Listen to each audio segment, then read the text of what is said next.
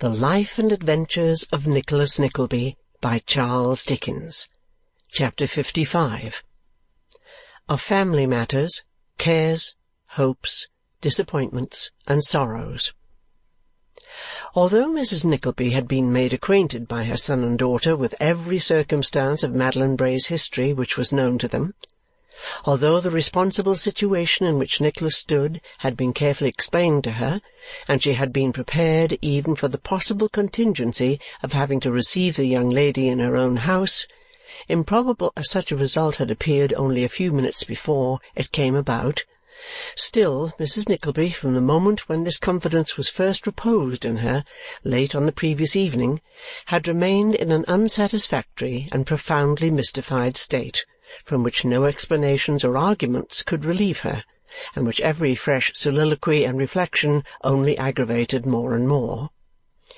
"Bless my heart, Kate," so the good lady argued, "if the Mr. Cheerybles don't want this young lady to be married, why don't they file a bill against the Lord Chancellor, make her a Chancery ward, and shut her up in the Fleet Prison for safety? I've read of such things in the newspapers 100 times. Or, if they are so very fond of her as Nicholas says they are, why don't they marry her themselves? One of them, I mean. And even supposing they don't want her to be married, and don't want to marry her themselves, why in the name of wonder should Nicholas go about the world forbidding people's banns?" "I don't think you quite understand," said Kate gently. "Well, I am sure, Kate, my dear, you're very polite," replied Mrs. Nickleby.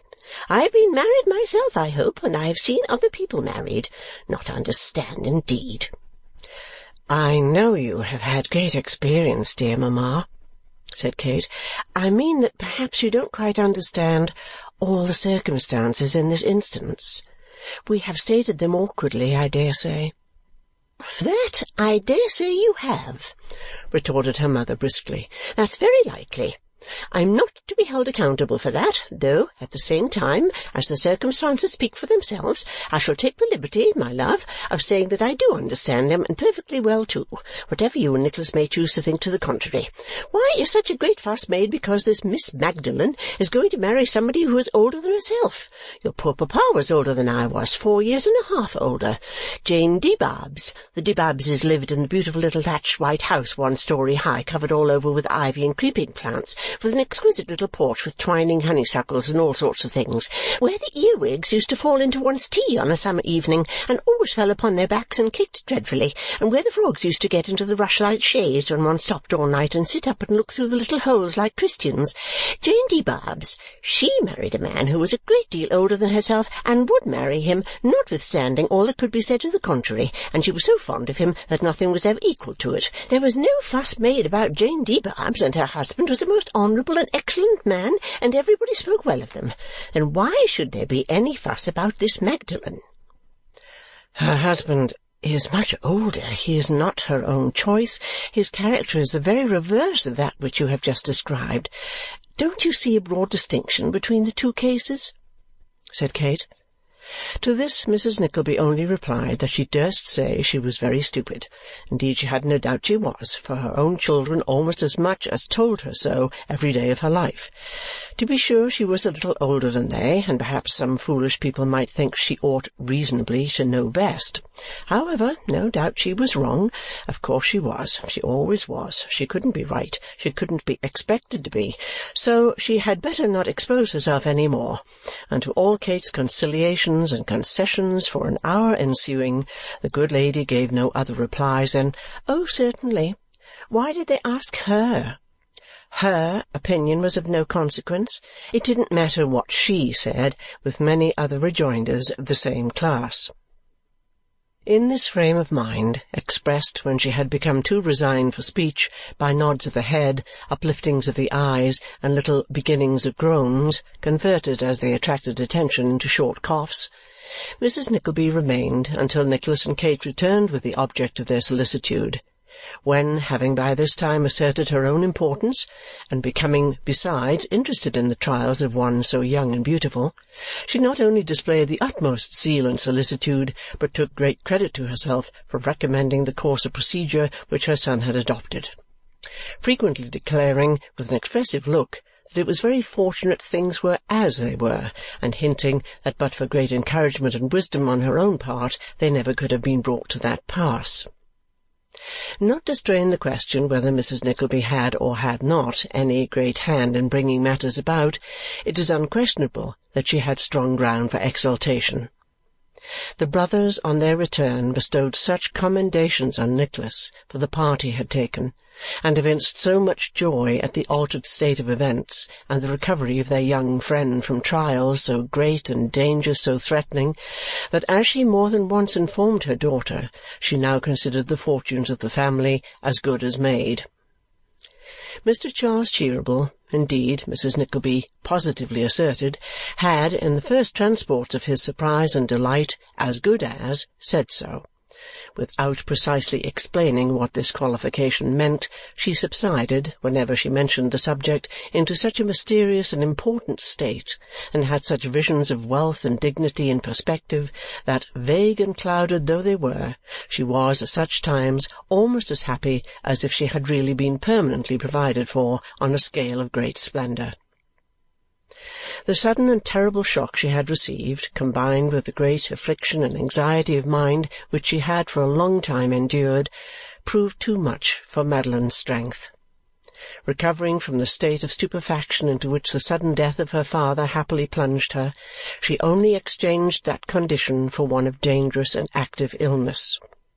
When the delicate physical powers which have been sustained by an unnatural strain upon the mental energies and a resolute determination not to yield at last give way, their degree of prostration is usually proportionate to the strength of the effort which has previously upheld them. Thus it was that the illness which fell on Madeline was of no slight or temporary nature, but one which, for a time, threatened her reason, and, scarcely worse, her life itself. Who, slowly recovering from a disorder so severe and dangerous, could be insensible to the unremitting attentions of such a nurse as gentle, tender, earnest Kate? On whom could the sweet, soft voice, the light step, the delicate hand, the quiet, cheerful, noiseless discharge of those thousand little offices of kindness and relief which we feel so deeply when we are ill and forget so lightly when we are well, on whom could they make so deep an impression as on a young heart stored with every pure and true affection that women cherish, almost a stranger to the endearments and devotion of its own sex, save as it learnt them from itself, and rendered by calamity and suffering keenly susceptible of the sympathy so long unknown and so long sought in vain? What wonder that days became as years in knitting them together? What wonder if, with every hour of returning health, there came some stronger and sweeter recognition of the praises which Kate, when they recalled old scenes, they seemed old now, and to have been acted years ago, would lavish on her brother? Where would have been the wonder, even if those praises had found a quick response in the breast of Madeline, and if, with the image of Nicholas so constantly recurring in the features of his sister that she could scarcely separate the two, she had sometimes found it equally difficult to assign to each the feelings they had first inspired, and had imperceptibly mingled with her gratitude to Nicholas some of that warmer feeling which she had assigned to Kate. "My dear," Mrs. Nickleby would say, coming into the room with an elaborate caution calculated to discompose the nerves of an invalid rather more than the entry of a horse soldier at full gallop, "how do you find yourself to-night? I hope you are better?" "Almost well, mamma," Kate would reply, laying down her work and taking Madeline's hand in hers. "Kate," Mrs. Nickleby would say reprovingly, "don't talk so loud." The worthy lady herself talking in a whisper that would have made the blood of the stoutest man run cold in his veins. Kate would take this reproof very quietly, and Mrs. Nickleby, making every board creak and every thread rustle as she moved stealthily about, would add, "My son Nicholas has just come home, and I have come, according to custom, my dear, to know from your own lips exactly how you are, for he won't take my account and never will." "He is later than usual to-night," perhaps Madeline would reply. "Nearly half an hour." Well, I never saw such people in all my life as you are for time up here, Mrs. Nickleby would exclaim in great astonishment. I declare I never did. I had not the least idea that Nicholas was after his time, not the smallest. Mr. Nickleby used to say, your poor papa, I am speaking of Kate, my dear, used to say that appetite was the best clock in the world, but you have no appetite, my dear Miss Bray. I wish you had, and upon my word I really think you ought to take something that would give you one. I am sure I don't know, but I have heard that 2 or 3 dozen native lobsters give an appetite, though that comes to the same thing after all, for I suppose you must have an appetite before you can take 'em. If I said lobsters, I meant oysters, but of course it's all the same, though really how you came to know about Nicholas. We happened to be just talking about him, mamma. That was it. You never seem to me to be talking about anything else, Kate, and upon my word I am quite surprised at your being so very thoughtless. You can find subjects enough to talk about sometimes, and when you know how important it is to keep up Miss Bray's spirits and interest her and all that, it really is quite extraordinary to me what can induce you to keep on prose, din, din, din, everlastingly upon the same theme. You're a very kind nurse, Kate, and a very good one, and I know you mean very well, but I will say this, that if it wasn't for me, I really don't know what would become of Miss Bray's spirits, and so I tell the doctor every day. He says he wonders how I sustain my own, and I am sure I very often wonder myself how I can contrive to keep up as I do. Of course it's an exertion, but still when I know how much depends upon me in this house, I am obliged to make it. There's nothing praiseworthy in that, but it's necessary, and I'll do it. With that, Mrs. Nickleby would draw up a chair, and for some 3/4 of an hour run through a great variety of distracting topics in the most distracting manner possible, tearing herself away at length on the plea that she must now go and amuse Nicholas while he took his supper. After a preliminary raising of his spirits with the information that she considered the patient decidedly worse, she would further cheer him up by relating how dull, listless, and low-spirited Miss Bray was, because Kate foolishly talked about nothing else but him and family matters. When she had made Nicholas thoroughly comfortable with these and other inspiriting remarks, she would discourse at length on the arduous duties she had performed that day, and sometimes be moved to tears in wondering how, if anything were to happen to herself, the family would ever get on without her. At other times, when Nicholas came home at night, he would be accompanied by Mr. Frank Cheeryble, who was commissioned by the brothers to inquire how Madeline was that evening.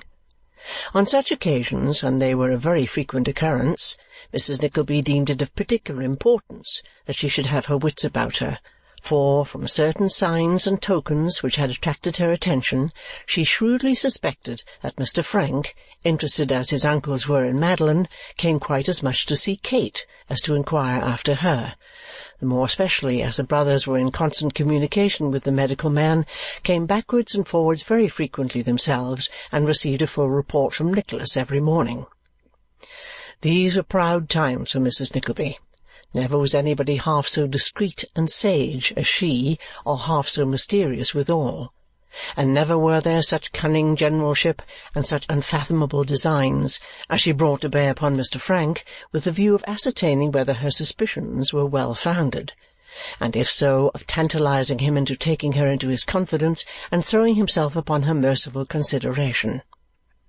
Extensive was the artillery, heavy and light, which Mrs. Nickleby brought into play for the furtherance of these great schemes, various and opposite the means which she employed to bring about the end she had in view. At one time she was all cordiality and ease, at another all stiffness and frigidity. Now she would seem to open her whole heart to her unhappy victim. The next time they met she would receive him with the most distant and studious reserve, as if a new light had broken in upon her, and, guessing his intentions, she had resolved to check them in the bud, as if she felt it her bounden duty to act with Spartan firmness, and at once and for ever to discourage hopes which never could be realized.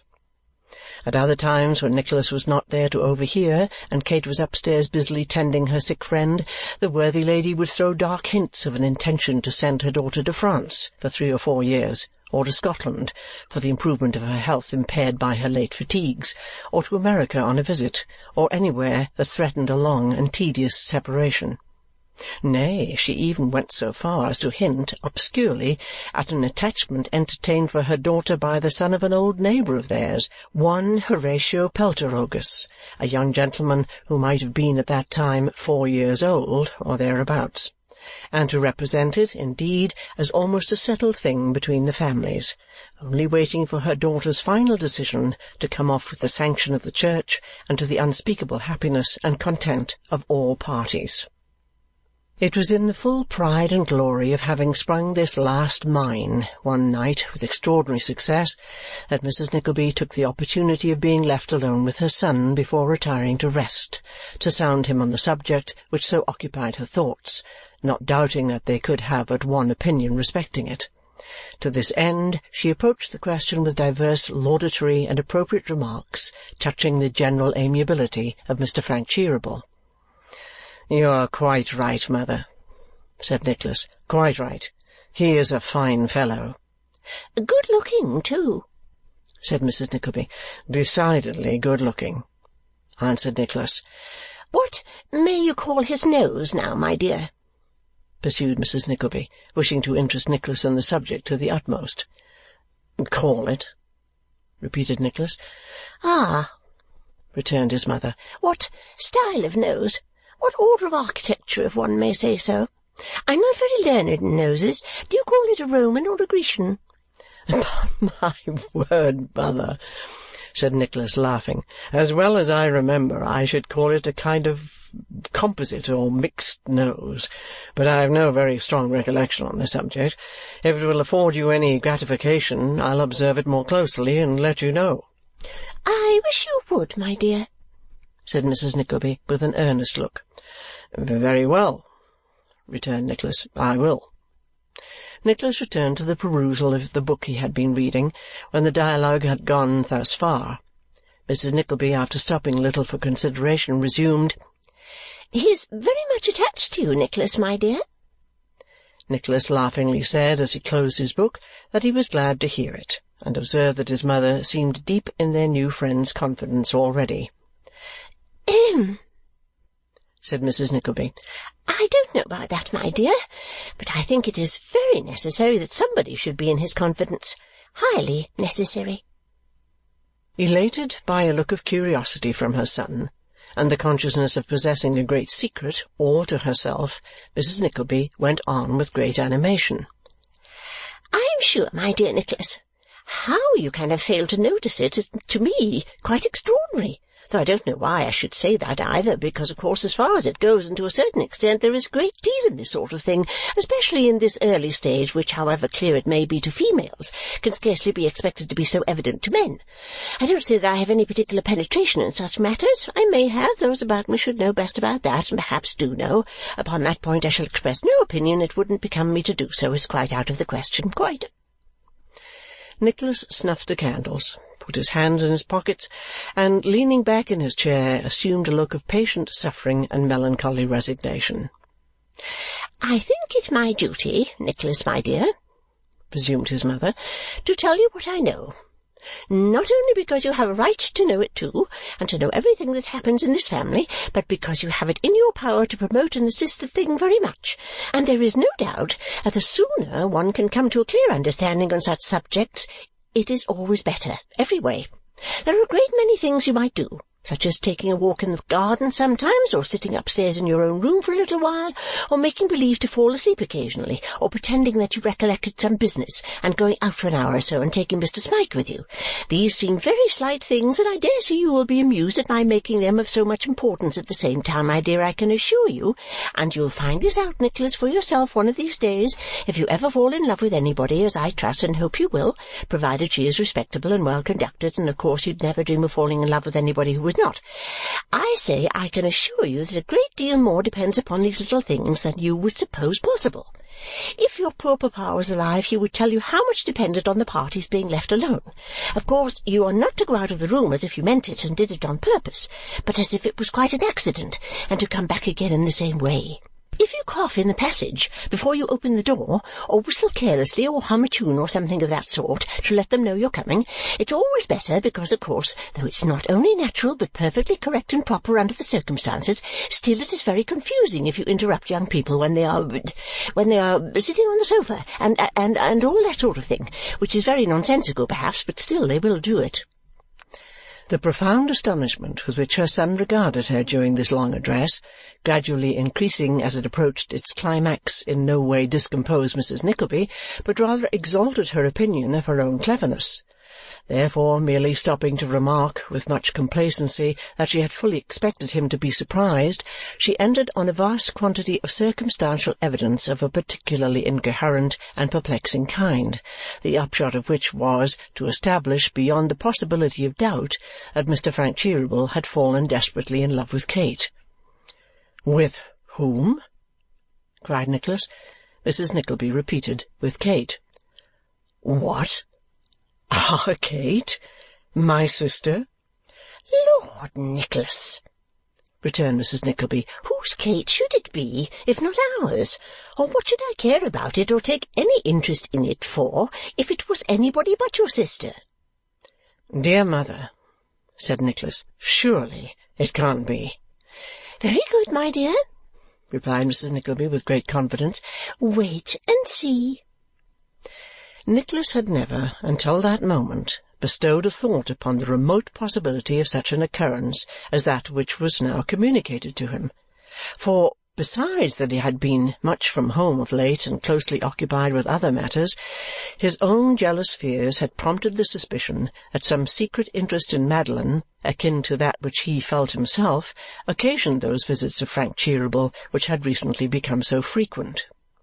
Even now, although he knew that the observation of an anxious mother was much more likely to be correct in such a case than his own, and although she reminded him of many little circumstances which, taken together, were certainly susceptible of the construction she triumphantly put upon them, he was not quite convinced but that they arose from mere good-natured thoughtless gallantry, which would have dictated the same conduct towards any other girl who was young and pleasing. At all events, he hoped so, and therefore tried to believe it. "I am very much disturbed by what you tell me," said Nicholas after a little reflection, "though I yet hope you may be mistaken." "I don't understand why you should hope so," said Mrs. Nickleby. "I confess, but you may depend upon it, I am not." "What of Kate?" inquired Nicholas.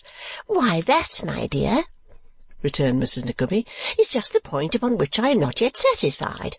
During this sickness she has been constantly at Madeline's bedside. Never were two people so fond of each other as they have grown, and to tell you the truth, Nicholas, I have rather kept her away now and then because I think it's a good plan and urges a young man on. He doesn't get too sure, you know." She said this with such a mingling of high delight and self-congratulation that it was inexpressibly painful to Nicholas to dash her hopes. But he felt that there was only one honourable course before him, and that he was bound to take it. "Dear mother," he said kindly, "don't you see that if there were really any serious inclination on the part of Mr. Frank towards Kate, and we suffered ourselves for a moment to encourage it, we should be acting a most dishonourable and ungrateful part? I ask you if you don't see it, but I need not say that I know you don't, or you would have been more strictly on your guard. Let me explain my meaning to you. Remember how poor we are." Mrs. Nickleby shook her head and said through her tears that poverty was not a crime. "No," said Nicholas, "and for that reason poverty should engender an honest pride, that it may not lead and tempt us to unworthy actions, and that we may preserve the self-respect which a hewer of wood and drawer of water may maintain, and does better in maintaining than a monarch in preserving his. Think what we owe to these two brothers. Remember what they have done, and what they do every day for us with a generosity and delicacy for which the devotion of our whole lives would be a most imperfect and inadequate return. What kind of return would that be, which would be comprised in our permitting their nephew, their only relative, whom they regard as a son, and for whom it would be mere childishness to suppose they have not formed plans suitably adapted to the education he has had and the fortune he will inherit, in our permitting him to marry a portionless girl, so closely connected with us that the irresistible inference must be that he was entrapped by a plot, that it was a deliberate scheme and a speculation amongst us three? Bring the matter clearly before yourself, mother. Now, how would you feel if they were married, and the brothers coming here on one of those kind errands which bring them here so often, you had to break out to them the truth? Would you be at ease, and feel that you had played an open part? Poor Mrs. Nickleby, crying more and more, murmured that of course Mr. Frank would ask the consent of his uncles first. "Why, to be sure, that would place him in a better situation with them," said Nicholas, "but we should still be open to the same suspicions. The distance between us would still be as great. The advantages to be gained would still be as manifest as now. We may be reckoning without our host in all this," he added more cheerfully, "and I trust and almost believe we are. If it be otherwise, I have that confidence in Kate that I know she will feel as I do, and in you, dear mother, to be assured that after a little consideration you will do the same." After many more representations and entreaties, Nicholas obtained a promise from Mrs. Nickleby that she would try all she could to think as he did, and that if Mr. Frank persevered in his attentions, she would endeavour to discourage them, or at least would render him no countenance or assistance. He determined to forbear mentioning the subject to Kate until he was quite convinced that there existed a real necessity for his doing so, and resolved to assure himself, as well as he could by close personal observation, of the exact position of affairs. This was a very wise resolution, but he was prevented from putting it into practice by a new source of anxiety and uneasiness. Smike became alarmingly ill, so reduced and exhausted that he could scarcely move from room to room without assistance, and so worn and emaciated that it was painful to look upon him. Nicholas was warned, by the same medical authority to whom he had first appealed, that the last chance and hope of his life depended on his being instantly removed from London. That part of Devonshire in which Nicholas had been himself bred was named as the most favourable spot, but this advice was cautiously coupled with the information that whoever accompanied him thither must be prepared for the worst, for every token of rapid consumption had appeared, and he might never return alive. The kind brothers, who were acquainted with the poor creature's sad history, dispatched old Tim to be present at this consultation. That same morning Nicholas was summoned by Brother Charles into his private room, and thus addressed. "My dear sir, no time must be lost. This lad shall not die if such human means as we can use can save his life, neither shall he die alone in a strange place. Remove him to-morrow morning. See that he has every comfort that his situation requires, and don't leave him, my dear sir, until you know that there is no longer any immediate danger. It would be hard indeed to part you now. No. Tim shall wait upon you to-night, sir. Tim shall wait upon you to-night with a parting word or two. Brother Ned, my dear fellow, Mr. Nickleby waits to shake hands and say good-bye. Mr. Nickleby won't be long gone. This poor chap will soon get better, very soon get better, and then he'll find out some nice, homely country people to leave him with, and will go backwards and forwards, sometimes backwards and forwards, you know, Ned.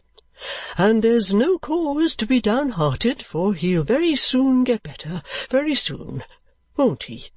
Won't he, Ned?" What Tim Linkinwater said, or what he brought with him that night, needs not to be told. Next morning Nicholas and his feeble companion began their journey. And who but one, and that one he who, but for those who crowded round him then, had never met a look of kindness or known a word of pity, could tell what agony of mind, what blighted thoughts, what unavailing sorrow were involved in that sad parting. "See!" cried Nicholas eagerly as he looked from the coach window. "They are at the corner of the lane still. And now there's Kate, poor Kate, whom you said you couldn't bear to say good-bye to, waving her handkerchief. Don't go without one gesture of farewell to Kate." "I cannot make it," cried his trembling companion, falling back in his seat and covering his eyes. "Do you see her now? Is she there still?" "Yes, yes," said Nicholas earnestly. "There. She waves her hand again. I have answered it for you. And now they are out of sight. Do not give way so bitterly, dear friend, don't. You will meet them all again." He whom he thus encouraged raised his withered hands and clasped them fervently together. "In heaven, I humbly pray to God in heaven." It sounded like the prayer of a broken heart. End of chapter 55.